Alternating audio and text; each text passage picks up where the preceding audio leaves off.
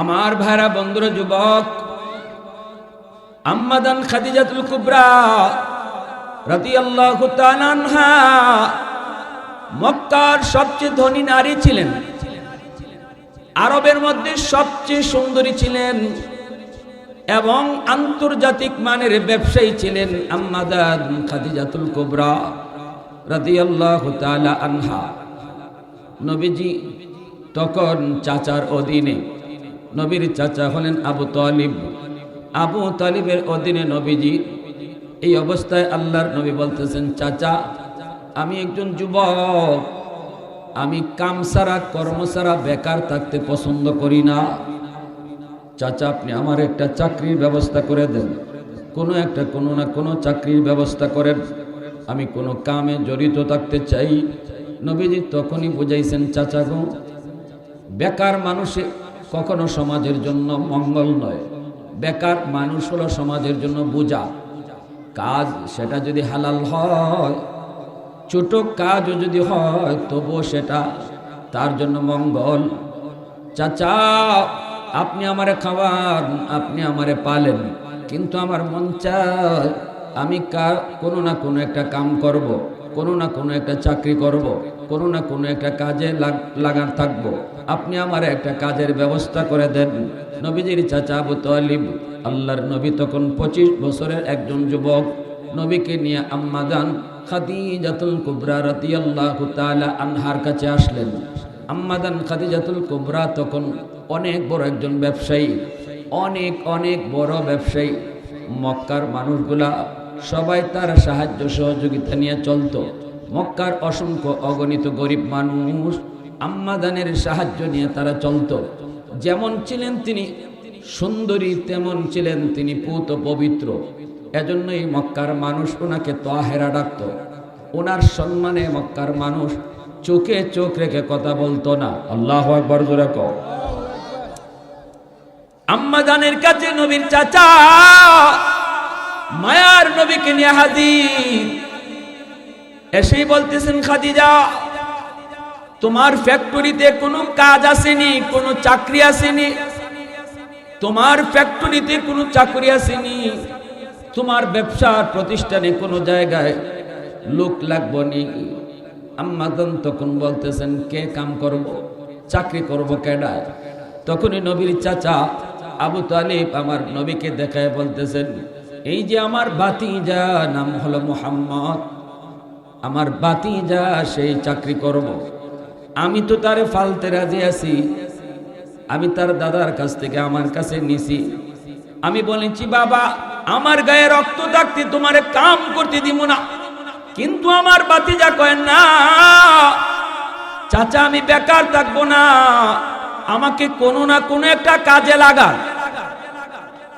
এজন্য তোমার কাছে এসেছি। কোনো একটা চাকরির ব্যবস্থা হয়নি, তুমি ব্যবস্থা করে দাও। আম্মাদান তখন নবীর চেহারার দিকে তাকাইছেন। আম্মাদানের বয়স তখন 40 আর নবীর বয়স 25। নবীর বয়স, আম্মাদানের এর আগে আরো 2টা বিয়ে হয়েছে, স্বামী মারা গেছেন। কিন্তু এত পুত পবিত্র, এত চরিত্রবান, এত আখলাক সুন্দর, নবীর দিকে তাকায় বলতেছেন, আবু তালিব আমার ফ্যাক্টরিতে কোনো চাকরি নাই, এই মুহূর্তে কোনো পদ খালি নেই, কোনো পদই খালি নেই, সব পদটাই ভরা। আমি কোন জায়গায় তোমার ভাতিজারে চাকরি দিব? তবে একটা পোস্ট খালি আছে, আমার বকরি রাখাল কয়েকদিন আগে ছুটি নিয়ে বাড়িতে গেছে, কিন্তু আমি এই চাকরিটা তোমার ভাতিজারে দিব না। কারণ তোমরা হলে আরবের ভিতরে সবচেয়ে সম্মানী মানুষ। আমি যদিও সম্পদে বেশি, কিন্তু সম্মানী বংশ হলো কুরাইশ বংশ। আল্লাহু আকবার জোরে কও। ও আবু তালিব, কুরাইশ বংশের মানুষকে আমি এই নিম্নমানের চাকরিটা দিতে পারি না।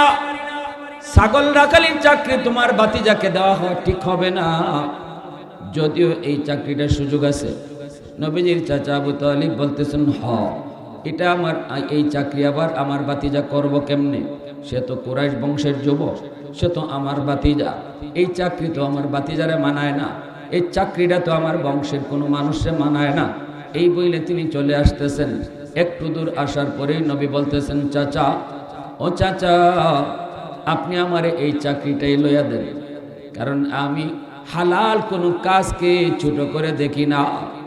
যদিও কাজটা ছোট, কিন্তু সেটা তো হালাল, কোনো কর্মই আমার কাছে ছোট নয়। চাচা গো, আমাকে সমাজের বোঝা বানায় না। বেকার হলো সমাজের বোঝা, বেকার হলো দেশের বোঝা, বেকার হলো ঘরের বোঝা। অতএব আমি বোঝা হতে চাই না, আমাকে এই চাকরিটা আপনি দিয়ে দেন। চাচা আবার ফেরত আইছেন, আইসা বলতেছেন, খাদিজা, আমার বাতিজা ইডই করব, তুমি ইডই দিয়ে দাও। তখন নবীজি কয়েকদিনের জন্যই চাকরিতে জয়েন করছেন। আল্লাহর নবী চাকরি জয়েন করলেন। কি যার চাকরি? কয় ছাগল রাখালি। কি যার চাকরি? নবীজি যান মাঠে। প্রথম দিনই দেখা যায় ছাগল অন্য দিন থেকে আজকে ফেট ফাতাইর করে খাই আইছে। আম্মাজান দেখি এখন ইডি কিতা, আমার রাখাল সারা জীবন ধরে রাখালি করে, কোনোদিন আমার বকরি এত ফেট বইরে আয় না। আজকে নতুন একজনের চাকরি জয়েন নিল, প্রথম দিনে এমন খাওয়া খাইছে, রাখছে কই?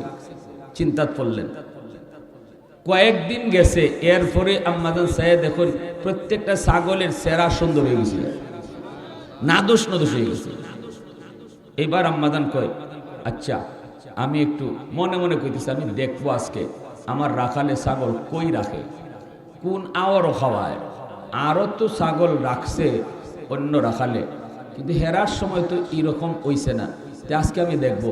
ছাদে উঠছেন তিনি দুপুরের সময়, দুপুরে উঠতে ছাদে উঠতে দেখুন নবীজি যে জায়গায় ছাগল রাখালি করতেছেন, আল্লাহর নবীর মাথার উপরে এই প্রচন্ড রৌদ্রের মধ্যে একটা মেঘের আব নবীরে ছায়া দিয়ে রাখতেছে। এরপরে তিনি দেখেন এই প্রচন্ড রোদ, এই প্রচন্ড রৌদ্রের মধ্যে, গরমের মধ্যে দুইটা বিষাক্ত সাপ নবীরে এভাবে বাতাস দিতেছে। আল্লাহু আকবার।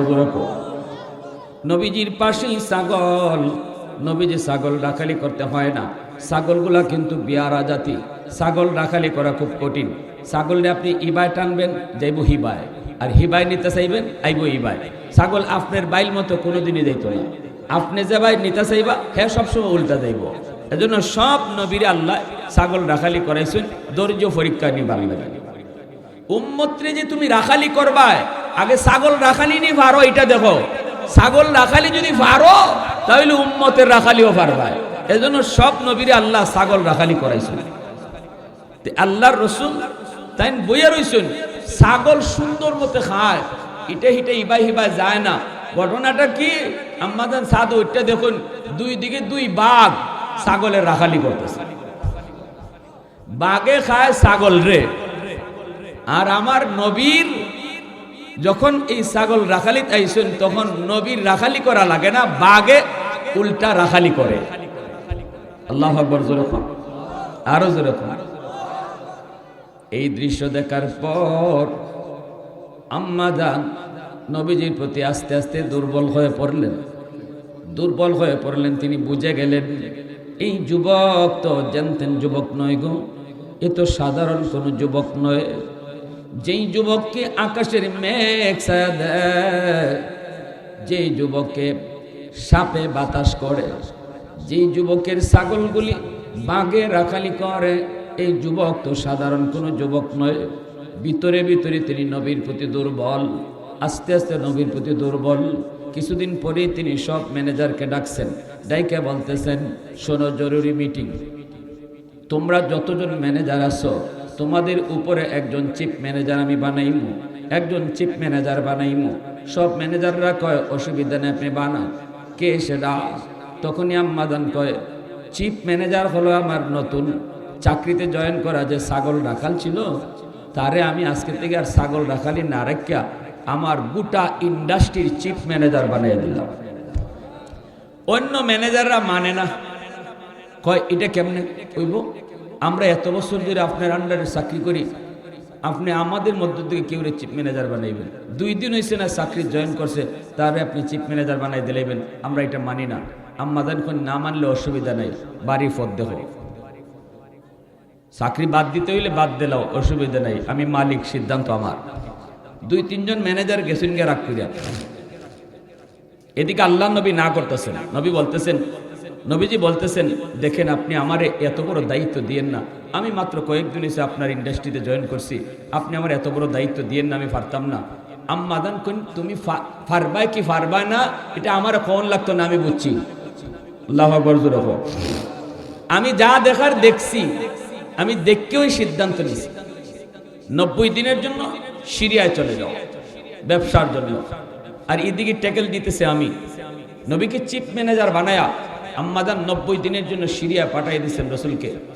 রসুল যে গেছেন, রসুলের সাথে একজন পিএস দিয়ে দিছেন, আর আম্মাদান বলছেন এই পিএস রে যে তুই সিরিয়ায় আওয়াজ যাওয়ার পথে আমার ম্যানেজারে কখন কি করে, তার সাথে কি হয় না হয় সব নোট করবে, আর আমারে আইএফ সব জানাইবে।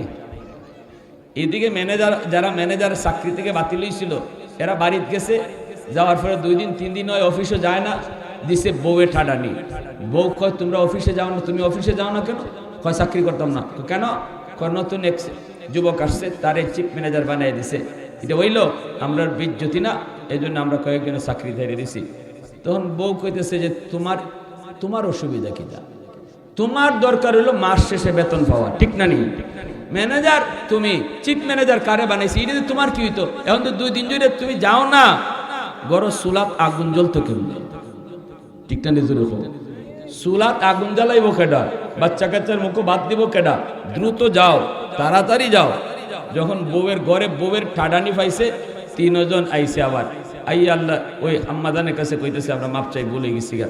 আম্মাদান কইতেছেন ইবাই আর মাফ নেওয়া হইতো না, কাগজ কলম আনো, কাগজ কলম আনিয়ে লেখো আমি জীবনে কোনোদিন চিফ ম্যানেজারের বিরোধিতা করতাম না, এই কথার উপরে স্বাক্ষর করো। এইভাবে বাকি জনরেতেন আবার চাকরি জয়েন দিছেন। এদিকে আল্লাহ রসুল গেছেন সিরিয়ায়, 90 দিন হয়ে গেছি গা, আর 1 দিন বাকি আছে নবীজি আসবেন। এই আম্মাদান ছাদের উপরে উঠা বান্ধবীরা লইয়া নবীর অপেক্ষা করতেছেন। বান্ধবীরা কইতেছে তোমরা খালি কইবাই, যে আগে কইবাই যে ওই যে তোমার ম্যানেজার আসতেছে, এই নিউজটা যে দিবাই তারে ওই আমি সে যা চাইবো তাই দিব।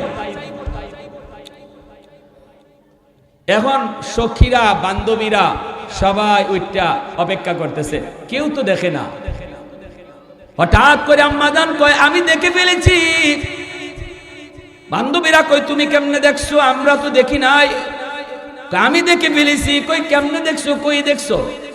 আম্মাজান কয় আমি বুঝে গেছি, একটু পরেই তোমরা দেখবা ওই দিক থেকে আমার ম্যানেজার আসতেছে। একটু পরেই দেখা যায় নবীর চেহারা দেখা যায়। বান্ধবীরা কয় খাদিজা তুই কেমনে বুঝলি? না দেখে তুই কেমনে বুঝলি? কয় আমি আকাশের দিকে তাকায় দেখছি গো, আকাশের মধ্যে একটা মেঘের ছায়া ছায়া দিয়ে দিয়ে আসতেছে। ওই দিন আমি ছাদে উঠেছি, ওই দিন আমি আবরটা দেখছি। আজকে এই আবর দেখে আমি বুঝে গেছি এই আবরের নিচে আমার ম্যানেজার। আল্লাহু আকবার জোরে কও, আরো জোরে কও আল্লাহ। একটু পরেই নবী চলে আসলেন। এইবার আম্মাজান বান্ধবীদেরকে বলতেছে, বান্ধবীরা তোরা একটু ক না, একটু আমারে ক, আমি তো ম্যানেজারের প্রতি দুর্বল, আমি তো তারে পছন্দ করি, আমি তো তারে ভালোবাসি, কিন্তু আমার মনের ভালোবাসার কথাটা আমি কেমনে তারে বলবো? তোরা একটু কও না আমার ম্যানেজারে দেখতে কেমন লাগে? সবাই নবীর প্রশংসা করে, তিনি তো ওয়ান পিস। তার চেহারার যেদিকে তাকায় ওই দিকেই দেখলে মনে হয় আল্লাহ পৃথিবীর শ্রেষ্ঠ সুন্দর করে তারে বানাইছে। কয় হাসি তারে যত সুন্দর, চেহারা তত সুন্দর, কথাও তার তত সুন্দর। এইবার আম্মাদান একজন বান্ধবী দিয়ে বিয়ার প্রস্তাব পাঠিয়ে দিছেন। বান্ধবী আয়েশা নবীর কাছে আয়েশা বলতেছে, মুহাম্মদ, ও মুহাম্মদ একটা কথা বলবো। কি কথা? কয় তোমার মালিক রে তোমার কেমন লাগে? মালিক তো আম্মাদান মহিলা। নবী বলতেছেন মালিক তুমি তো ভালোই লাগে। কারে এটা না, মানে তোমার কেমন লাগে? আল্লাহ রসুলকে কেমন লাগতো? মানে ভালোই তো লাগে। কয় না, মানে তোমার পছন্দ হয় কিনা? আল্লাহ রসুলকে পছন্দ হইতো কেন? পছন্দ অপছন্দের বিষয় কিনা? তখন বান্ধবী কয় তো তোমার বাইঙ্গে খবর লাগবে, তোমার মালিক তোমারে বিয়া করতো, তুমি রাজি নি?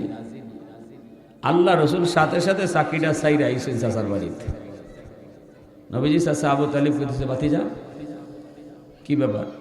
আল্লাহ রসুল কয় চাচা এই চাকরি আর করতাম না। কেন? মহিলা বালা ঠিকই, কিন্তু বেশি সুবিধা না। চাচা কৌছেন আমার বিয়ার প্রস্তাব দিলেছে উনি, আমি একজন সাধারণ কর্মচারীও না, আর উনি এত বড় ইন্ডাস্ট্রির মালিক, আরবের সবচেয়ে ধনী, যে যার জন্য কত রাজপুত্ররাও বিয়া করতে পাগল। আমার মতো গরিব দরিব, নাই ঘর নাই বাড়ি, ইনি আমার বিয়ার প্রস্তাব দিছে। চাচা এই জন্য আমি আইসি, চাকরি আর করতাম না। আল্লাহ রসুলের চাচা আবু তালিব কইতেছে, ভাতিজা এই সুযোগ কয়জনে পায়? তুমি রাজি হয়ে যাও, সারা জীবন খুব অভাবে গেছে বেটা, যদি বিয়াটা এখানে হয়ে যায় কিন্তু আমরা কপাল খুলবো। আল্লাহ রসুল না চাচা আমার বুঝে পড়ে না। কয়েকদিন পরে আম্মাজান নিজে আইসেন নবীজির বাড়িতে। আবু তালিবের দরজার সামনে খাড়ায়া নবীকে আবু তালিব দেখে বলতেছে, গরিবের বাড়িতে হাতির পাড়া। আম্মাজান কয় না, আমি হাতি নই, আমি আপনার কাছে ভিক্ষার জন্য আইছি, ভিক্ষা। মূলত হইল ভিতরে ভিতরে আমার নবীর ভালোবাসা অন্তরে জন্মে গেছে, ঠিক না? নি ফয়সলা কোথায়? আসমানও ফয়সলা কোথায় হইছে? আসমান হইছে। আম্মাজানের সাথে যদি নবীর বিয়া না হইতো, আজকে ইসলাম এতদূর পর্যন্ত কেমনে আইতো? যে কুরবানি আম্মাজানের ছিল। আল্লাহ রাসূল সাল্লাল্লাহু আলাইহি ওয়াসাল্লাম বলেন, আমি সবার ঋণ শোধ করতে পারবো, কিন্তু আমার খাদিজার ঋণ আমি শোধ করতে পারবো না। সুবহানাল্লাহ জোরে বলেন। বলেন আমি আপনার কাছে ভিক্ষা চাই। কি ভিক্ষা? আমি আপনার ভিক্ষা দিব কি? আমি তো গরিব, তুমি তো মক্কার আরবের সবচেয়ে ধনী। বলে না, আপনার কাছে এমন জিনিস আছে যেটা আমি ভিক্ষা চাই। কি সেটা? আপনার ভাতিজা মুহাম্মদ।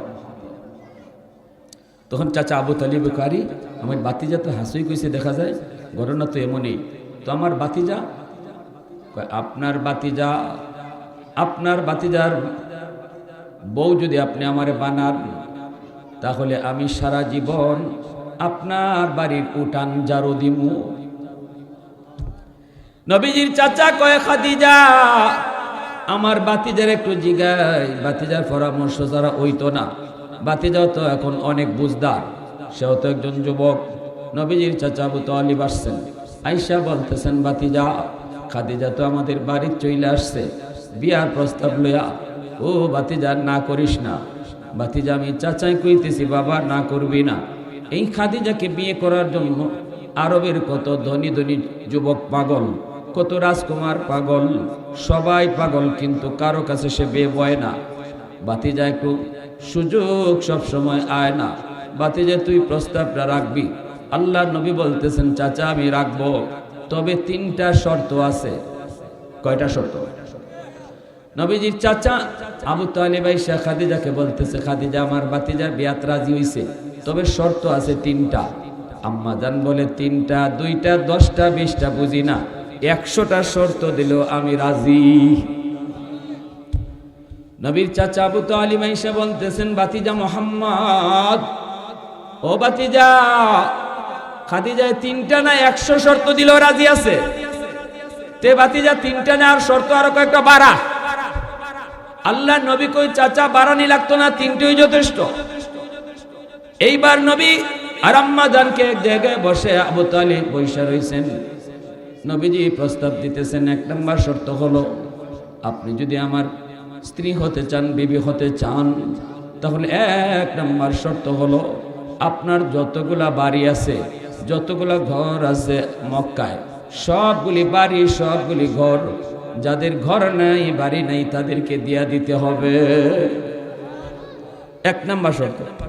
নবীজির চাচা আবু তালিব কইতেছে, ভাতিজা খানে খানে কইতেছে, ভাতিজা আব্বা, ও আব্বা চাচার লাগে একটা শর্ত কইও, জীবনে বড় অভাব হয়ে গেছে, 3টার একটা শর্ত লাগাইলেই যথেষ্ট। আল্লাহ রসুল কয়, চাচা টেনশন করো না, শর্ত আমি লাগাইতেছি। 2 নম্বর শর্ত। আবু তালিব তো বাড়ছেতেছে, খালি চাচার কথা খালি একটু কইব, কারণ খুব অভাবে গেছে। নবী কয়, 2 নম্বর শর্ত হলো, আপনি অনেক ধনী, অনেক রাজকীয় পরিবেশে বড় হইছেন, কোনোদিন অভাব টের পান নাই, কিন্তু আমি একজন অভাবী মানুষ।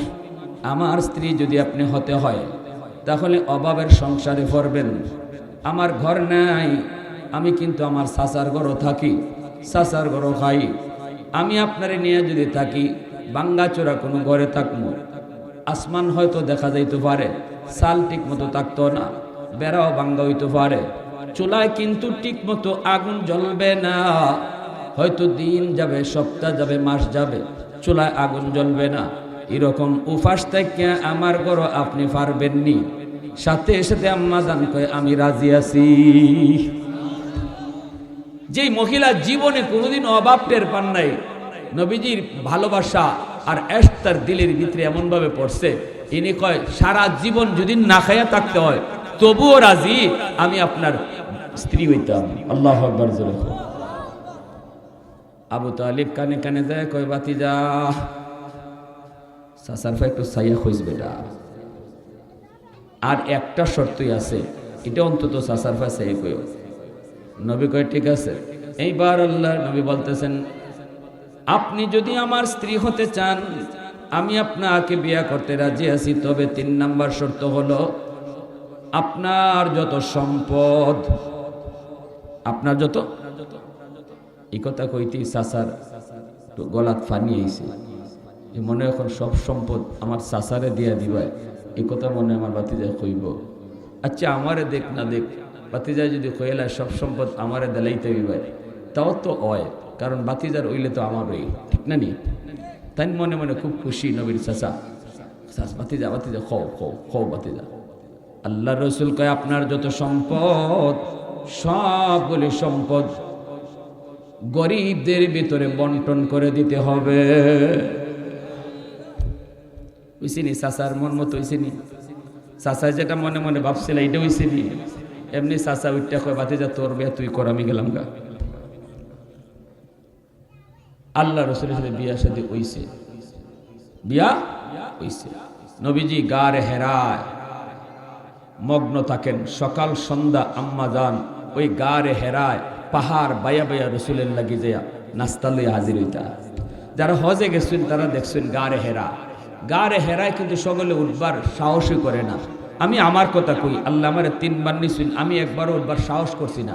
গারে সুরে তো না ওই যে গুহায় নবীজি হিজরতের রাতে আশ্রয় নিসলা, এই গারে সুরে তো সাহসই হয় না, গারে হেরাতেই সাহস হয়েছে না।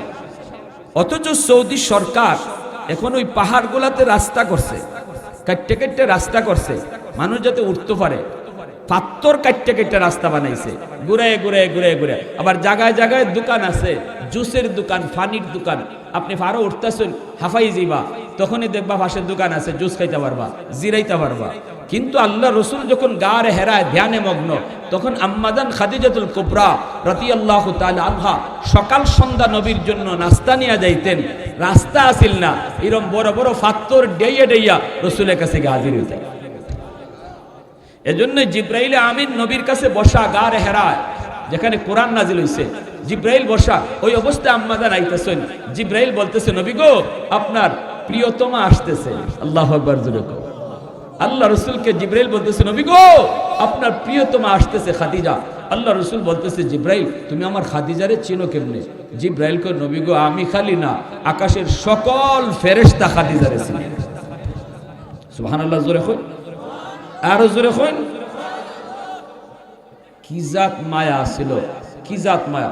নবীজি সারাদিন দাওয়াতের কাম করছেন, আল্লাহ নবী গড় আইতা পাথর দিয়া রসুলকে আঘাত করছে দাওয়াতের কাজ করায়। কিন্তু নবী গড়ে আইতেছেন, আম্মাজান বার চেয়ে থাকতা রসুল কোন সময় আইবা। যেই মাত্র রসুলকে দেখছেন দৌড় দিয়ে গিয়ে রসুলকে আঞ্জা দিয়ে ধরতা। রসুলের মাথায় তখন রক্ত ঝরে, নবীর শরীরে দিয়ে রক্ত ঝরে, ওই রসুলকে বুকে নিয়া রসুলের মাথার এইরকম রক্তগুলা মুচ্ছে দিতা, আর বুকের মধ্যে লইয়া গড় আইতা, আইয়া এইরকম মুচ্ছা মুচ্ছা দিয়া সান্ত্বনা দিতা। নবী গো ধৈর্য ধরেন, আল্লাহ একদিন সুদিন ফিরাই দিব। আল্লাহু আকবার জোরে কও। এজন্য রসুলের সান্ত্বনার জায়গা ছিলেন আম্মাজান খাদিজাতুল কুবরা রাদিয়াল্লাহু তাআলা আনহা। রসুল সব কষ্ট ভুলে যাইতেন যখনই আম্মাজানের কাছে আসতেন। সুবহানাল্লাহ জোরে বলেন। কি ছিল স্বামী স্ত্রীর ভিতরে মহব্বত আর ভালোবাসা। আল্লাহ নবী দেখাই গেছেন, তুমি যদি সংসারী হও তাহলে সংসার কিভাবে করবা আমার রসুল থেকে শিখো। এই জন্য আল্লাহ বলছে, লাকাদ মান্নাল্লাহু আলাল মুমিনিন ইয বাআসা ফীহিম রাসূলা একজন স্ত্রী সব সময় স্বামীর অপেক্ষায় থাকবে, কখন স্বামী আসতেছে। স্বামী আসবে তো ঘরে ঢুকবার আগেই স্বামীকে বরণ করবে। স্বামীর হাতে কি আছে এটা দৌড় দিয়ে নিজের হাতে নেবে। ঘরে ঢুকাবে তো সাথে সাথে গরম হলে তার একটু বাতাস দিবে, লাগলে তার সামনে পানি নিয়ে হাজির হবে। এইগুলো হলো স্ত্রীর কাজ, স্ত্রীর কাজ। আর স্বামীর দায়িত্ব হলো, আল্লাহ রসুল সাল্লাল্লাহু আলাইহি ওয়াসাল্লাম আম্মাদান আয়েশা সিদ্দিকা রাদিয়াল্লাহু তাআলা আনহা বলেন, নবীজি যত পেরেশানি বাহিরে থাকুক, যখন ঘরে ঢুকতা তখন নবীজির মুখে মুস্কি হাসি লাগে থাকতো। আরো আস্তে কোন সুবহানাল্লাহ। তখন চেহারার মধ্যে কি থাকতো? মুস্কি হাসি থাকতো, মুস্কি হাসি। এরপরে যে আচ্ছা আমার সময় নেই, 5 মিনিট টাইম, যে যেখানে ছবি দেবো আমি আর 5 মিনিট টাইম শেষ দিতেছি। এরপরে যে স্বামী স্ত্রীর ভিতরে বাজাবাজি হয় না তা না, একবার একটা বাজাবাজি হইছে আম্মাজানের সাথে। এটাও হইলাই, যেহেতু আমার এই লাইনে কথা কইতেছি। স্বামী স্ত্রীর ভিতরে মহব্বত থাকবো, ভালোবাসা থাকবো, প্রেম থাকবো। স্বামী স্ত্রীকে মনে করবে সে শুধু আমার স্ত্রী না, সে আমার প্রেমিকা। এই জিনিসটা রসুল বলে গেছেন, সবসময় মনে রাখবা তোমার স্ত্রী তোমার প্রেমিকা। অতএব এই কথাটা কেন মাথায় রাখবা? প্রেমিকা এজন্যই রসুল বলছেন সে মাঝে মাঝে মান অভিমান করতেই পারে।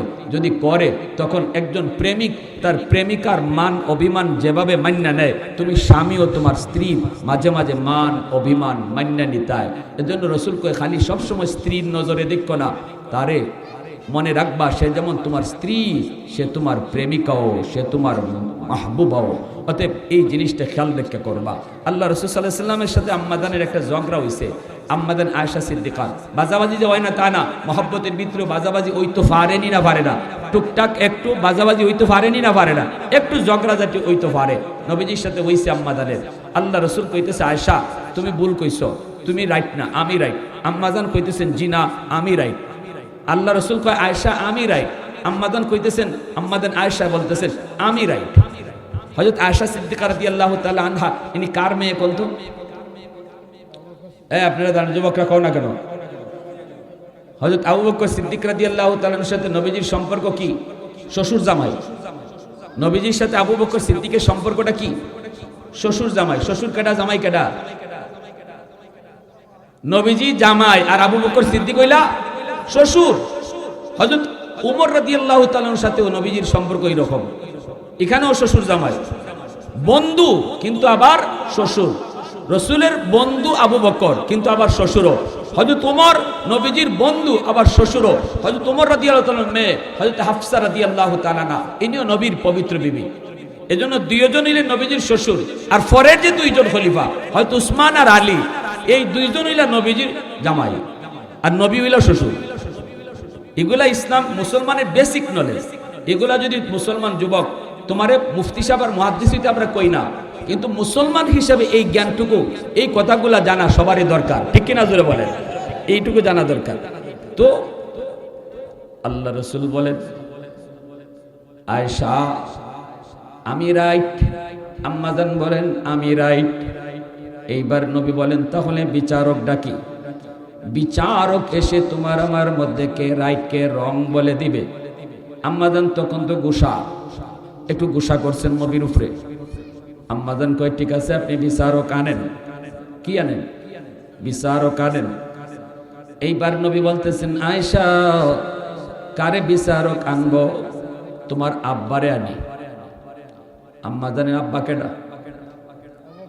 আবু বকর, উম্মতের সবচেয়ে দামি, নবীর পরেই যার মর্যাদা, নবীর বন্ধু আবার নবীর শ্বশুর। নবী কইতেছে আয়েশা বিচারক আর বাহির থেকে না লাভ নাই, তোমার আব্বারে আনবে। আচ্ছা এখন বউ যদি শুনে জামাইয়ের সাথে ঝগড়ার বিচার করবো ইয়া তাইনের আব্বা, তে বউ খুশি না? মাতুন নাকি লাগে আপনার জাতিগণের মানুষ, এটা খুশি হইব না নি? তখন বউ মনে করবো তা আমার আব্বা তো আমার পক্ষেই মাতবা, ঠিক না নি? তা আল্লাহ রসুল কাছে ঠিক আছে তোমার আব্বারে আনি। রসুল আবু বকর সিদ্দিককে আনছেন। নবী বলতেছেন আবু বকর আয়েশার সাথে আমার একটা বিষয় লাগছে, এবার তুমি বিচার করবা। আবু বকর সিদ্দিক রাদিয়াল্লাহু তাআলা চুপচাপ দাঁড়ায় আছেন আর চিন্তায় পড়ে গেছেন। আমার মেয়ে নবীর সাথে ঝগড়া করছে আর বিচার করার লাগে আমি আইছি, এতে আমার লাগে আরো বড় শরম, কিন্তু চুপচাপ বইয়ে দিছিল মাত্র না। আল্লাহর নবী বলতেছেন আয়েশা তুমি আগে শুনাইবা না আমি আগে শুনাইতাম? বিচারকের কাছে দুই পক্ষ কথা শুনাই তৈব না।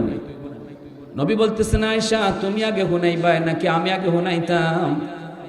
আম্মা জান বলতেছেন আপনি আগে হুনাইন, আপনি আগে হুনাইন, কিন্তু যা কইবা সত্য কইেন। লাগছে নি ফেস? আগের কথাটা ভালোই আছিল, পরের কথাটা এটা রাগের মাথায় আইছে। আমরা তো এরকম কই না নি, কও কও তুমি কও, তুমি যেটা কইবা হাসা কইও, ঠিক না নি? আমরাও কই না নি, বা আমার ফোন লাগতো না, কও তুমি আগে কও, তো যেটা কইও হাসা কইও। আম্মা জানার মুখে দিয়ে এটা আইছে, তাই আপনি আগে কইন, তবে যেটা কইবা হাসা কইও। অথচ রসুলের শানে কি কথাটা যায়? এটা মানায় নেই। আবু জাহেল, উতবা, সাহেবা, মক্কার লিডাররা আমার রসুলকে মিথ্যাবাদী কইতে পারে নাই। নবী মানে না, কিন্তু মিথ্যাবাদী কইতে পারছে না। রসুল জীবনে মিথ্যা বলেন না, কিন্তু আম্মাদান রাগের মাথায় তো এই কথা কইলিছেন, আপনি কোন, কিন্তু যা কইবেন হাসা কইেন। এই কথাটা রসুল অজম করে লিছেন, কারণ আল্লাহর নবী সবসময় বিবিদেরকে শুধু বিবি হিসাবে দেখতেন না, স্ত্রীকে স্ত্রী হিসাবে দেখতেন না, দেখতেন মাহবুবা হিসাবে, প্রেমিকা হিসাবে। এজন্য এত বড় কথাটা রসুল হজম করে লিছেন মুস্কি হাসি দিয়া। কিন্তু বিচারক যে আইসইন তাই হজম করতে পারছেন না, কথাটা বুঝছেন? কিন্তু বিচারক হজম করতে পারছেন না, অথচ কইছে কথাটা মেয়ে। এজন্যই দেখেন ইসলাম কি সুন্দর বিধান জারি করছে। শ্বশুর যদি মেয়ের জামাই আর মেয়ের মাঝে কোনো ঝগড়া হয়, এই সময় শ্বশুর শাশুড়ি সব সময় নিরপেক্ষ দৃষ্টিতে কথা কইতে হয়, জির টান টানতায় না। ভালো করে বুঝছেন? জির টান টানতায় না, এখানে নিরপেক্ষ। যদি নিজের মেয়ের ভুল হয়ে থাকে, মেয়ের ভুলটাই ধরে দিতে হয়। দেখেন আবু বকর সিদ্দিক রাদিয়াল্লাহু তাআলা আনহু, ইনি কিন্তু নীরব থাকতে পারতেন, যে আমার মেয়ে কইলিছে থাকতো, এটা আর দইরা লাভ নাই। আল্লাহ রসুল তো নীরব হয়ে গেছেন, রসুল তো কোনো প্রতিবাদ করছেন না, এই কথা কোন নাই, আয়েশা কইছো কিতা তুমি, এই কথা কইছো কিতা আমারে? আল্লাহ রসুল তো নীরব, কিন্তু বিচারক আবু বকর সিদ্দিক কইলি কি তুই কথাটা কইছত কিতা, কথাটা তুই কইছত কিতা আমার রসুল রে, কইয়াই মেয়েরে থাপ্পড় বসাই দিছেন, এমন জোরে চর দিছেন, আম্মা জান গালে চর খাইয়া গুইরা মাটি ফিরে গেছেন গা। চরটাইরে জানতেন চর না, আমার রসুল্লে মক্কার কাফিররা মিথ্যাবাদী কইতে পারছে না, আর তুই আমার মেয়ে ওই এই কথাটা কেমনে কইলে? মুখিতে আইছে আসলে আম্মাদানের, তাই না খেয়াল করতে পারছেন না, ওই রাগের মাথায় আইছে। তখনই আবু বকর সিদ্দিক আবার গেছেন মারতা, তখন আম্মাদান দৌড় দিয়া নবীর পিছনে আইছেন। আল্লাহ নবী পিছে আইয়া কাঁপতাছে, কাঁপতে কাঁপতে কইতেছেন, ইয়া রাসূলুল্লাহ আমারে বাঁচান। আল্লাহ রসুল এইভাবে হাত দিলাইছেন, হাত দেখুন, আবু বকর, বিচারক আবু বকর থামো, আর এইভাবে হাত দিয়া আম্মাদানরে সেভ করছেন, সেভ করে গেছেন, আবু বকর থামো, যেখানে আছো এখানে দাঁড়াও। সিদ্দিক আসছিলেন আবার মারার জন্য, বা ফাইসলা আবার মারতা। আল্লাহ রসুল যেই কিছু খাড়াও, নবীজির চেহারা লাল হয়ে গেছে। এতক্ষণ নবীজি আসলা স্বাভাবিক চেহারা, নবীর চেহারা লাল হয়ে গেছে। নবী বলছে, আবু বকর মারছো কেন, মারছো কেন? চড়া আওয়াজে রসুল বলেন, মারছো কেন? তোমার মারতে আনছি না তো, বিচার করতে আনছি, হাত উঠাইছো কেন? সিদ্দিক আকবর নীরব হয়ে গেছেন, চুপ কাঁপতেছেন। আল্লাহ রসুলের ধমক শূন্য। নবীজি এবার বলতেছেন, চুপ, রাগ হইয়া বের হও, তোমার বিচার লাগতো না, বাইরে। আবু বকর সিদ্দিক চুপচাপ ঘর থেকে বাইরে আইছেন বাইরে। এইবার আল্লাহ রসুল ঘুরছেন পিছে, কিন্তু আম্মাদান ডরাইয়া খাফতাছেন, বাফরে ডরাইয়া। আল্লাহ রসুল ঘুরছেন, গুইরা নবীজি আম্মাদানে ফাই চাইয়াই আসে দিছেন, আর নবীর আসি দিকে আম্মাদানও আসে দিছেন, দুইজনে আসে দিছেন। রসুল বুকের মাঝে চাপ দিয়ে দইরা খানে খানে কইতেছেন, আয়েশা আজকে আমি না তাহলে কি তুই তো? দুইজনে আসে দিছেন, আর দুইজনে আসি এমন আসি হইছে, হাদিসে আইছে দুইজনে আসির আওয়াজ বাইরে যে বিচারক খাড়াই দিয়েছেন আবু বকর সিদ্দিক, তাই আসির আওয়াজ শুনতেছেন বাইরে থেকে, তাই বিতরাই হামা এখন মাইরে কোন জাতের বিচার? আমারে আনছেন বিচার করার লাগে, মারামারি হইল, আমিও ঘুষার চোটে মারলাম, আমাদের দুইজনে আসা আসি শুনেছে। আল্লাহ রাসূল সাল্লাল্লাহু আলাইহি ওয়াসাল্লাম দেখেন সংসার জীবনটা আমাদের জন্য কি রুল বানায় গেছেন নবীজি। আল্লাহ রসুল এটা বুঝাই গেছেন, তোমার স্ত্রীর সাথে স্বামী স্ত্রীর ভিতরে সারা জীবনই যে মহব্বত থাকবে, 24 ঘন্টায় যে ভালোবাসা থাকবে তা না, মাঝে মাঝে দুই একজনের ভিতরে ঝগড়া আইতে পারে। ঝগড়ার অর্থ এই না ইচ্ছা মতো বাংলা গাইল শুরু করতে হয়, ঝগড়ার অর্থ এই না বাঁশের জিংলা লইয়া ফিটাইতে হয়, ঝগড়ার অর্থ এই না মুখ দিয়ে তালাক আর নিতে হয়, আল্লাহ রসুল এটা নিষেধ করে গেছেন, সাবধান সাবধান, কখনো তোমরা ঝগড়াঝাটি, স্বামী স্ত্রী ঝগড়াঝাটির বিষয়টা তৃতীয় কেউ যেন না জানে। যদি একান্তই কাউরে আনন্দ লাগে ডাকাইতে, তাইলে রসুল দেখাই গেছেন পরিবারের ভিতর থেকে একজনকে ডাকাও, সমাজের কাউরে শোনায়ও না। কারণ সমাজের মানুষ স্বামী স্ত্রীর ঝগড়া আরো বাড়ায়, কমায় না, ঠিক কিনা জোরে খাও? সমাজের মানুষ এটা বাড়ায়, কমায় না। এজন্য আল্লাহ রসুল এটা শিখাই গেছেন, আর আল্লাহ কোরআনের মধ্যে এই কথা কইছেন। আমার ভাইরা, এজন্য আমি বলতেছিলাম আমরা প্রত্যেকেই সংসার কেউ করতেছি, কেউ কর্ম, অতএব খেয়াল রাখতাম সংসারটা যদি সুখের হয়, সংসারটা জান্নাতের টুকরা, আর যদি স্বামী স্ত্রীর ভিতরে বেমিল হয়, তাহলে সংসারটাই জাহান্নামের টুকরা, ঠিক না নি? এজন্য বউ যদি ভুল করে, ভুলটা তুমি মান্য নিতে হয়। কারণ স্ত্রীকে আল্লাহ স্বামীর পাজরের হাড্ডি দিয়ে বানাইছে, স্বামীর একটা অঙ্গ, এই অঙ্গ থেকে আল্লাহ বউরে বানাইছে। অতএব আমি আমার হাতের মধ্যে দুষ থাকলে যেমন কাপড় দিয়ে গুইরা লাই, এখানে যদি কেউ হাত কাটা থাকে, দেখবা হ্যাঁ কাপড় দিয়ে সবসময় গুইরা রাখে। এক হাত না থাকলে এই হাত হারাই রাখে, হাত এইভাবে বুঝায় আমার হাত আছে। চোখ যদি একটা না থাকে তো খালা চশমা পরে, বুঝতে দেয় না, এক চোখ নাই, ঠিক না নি? তা আমি আমার একটা অঙ্গ যদি দোষ হয়, এটা ডাক্কা রাখে। অতএব আমার স্ত্রীও আমার শরীরের অঙ্গ, তারও যদি কোনো ভুল হয়, তারও যদি কোনো দোষ থাকে, নিজের অঙ্গ মনে করে ডাক্কা রাখতে হয়, মানুষে কইতায় না। বুঝছেন না আপনারা? মানুষে কইতায় না। আর স্ত্রীদেরকে আল্লাহ রসুল কয়ে গেছেন, যদি আল্লাহর পরে কাউরে সেজদা করার আদেশ থাকতো, তাহলে আমি রসুল কইতাম তোমরা স্ত্রীরা স্বামীরে সেজদা করো। অতএব যে স্ত্রী দুনিয়ার থাকা অবস্থায় স্বামীর উপরে খুশি থাকবো, স্বামী তার উপরে খুশি থাকবো, যে ওই আগে মারা যাইব, স্ত্রীকে আল্লাহ পাক সাথে সাথে জান্নাত দান করবে। স্বামী যদি এই অবস্থায় মারা যায় যে তার স্ত্রীর উপরে সে খুশি ছিল, আল্লাহ পাক ওই স্ত্রীর জন্য জান্নাত রাখছে। স্ত্রী যদি আগে মারা যায়, এই অবস্থায় স্বামী যদি তার উপরে খুশি থাকে, সে মরতে দেরি, জান্নাত পাইতে দেরি হইতো না। এজন্য এটা বহুত বড় ইবাদত, স্বামীর খুশি রেখে চলা। আল্লাহ আমাদের সবাইকে সংসার জীবন সুন্দরভাবে চলার, সুন্দরভাবে চালাইবার, বুঝিয়া একজনে আরেকজনকে সবসময় সার দিয়া, একজন আরেকজনকে ভালোবাসা দিয়া চলার তৌফিক আল্লাহ দান করুন।